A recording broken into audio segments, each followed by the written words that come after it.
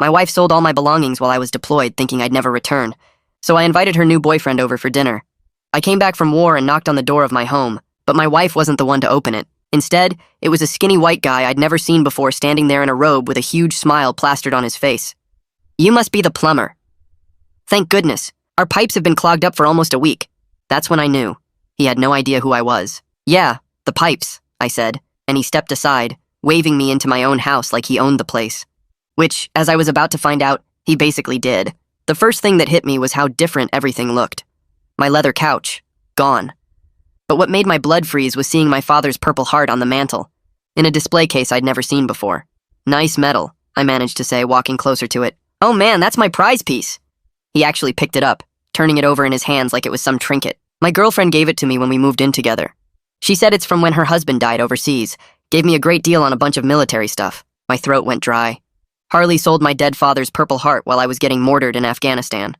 "So how long have you guys been together?" I managed to ask through gritted teeth. His whole face lit up. "For about 10 months now. I'd left for deployment 11 months ago."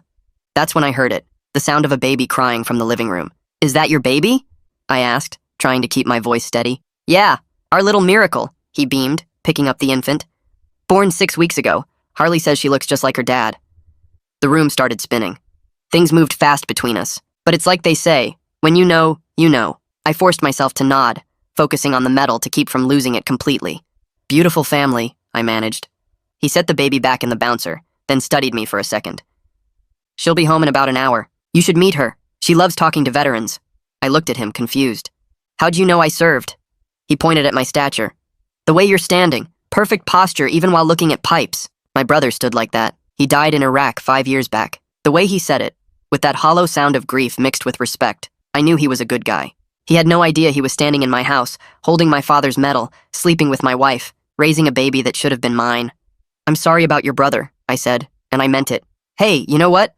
Why don't you come back for dinner tonight? I'm making steaks, and Harley would love to meet another vet.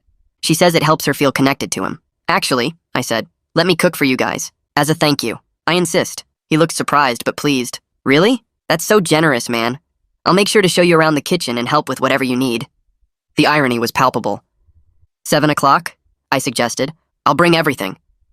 "Deal! Harley's gonna love this surprise." After actually fixing the pipes, I left through my own front door and sat in my truck for 20 minutes, hands shaking. Then I drove to base, put on my dress uniform, the one with all my deployment ribbons, my combat action badge, everything.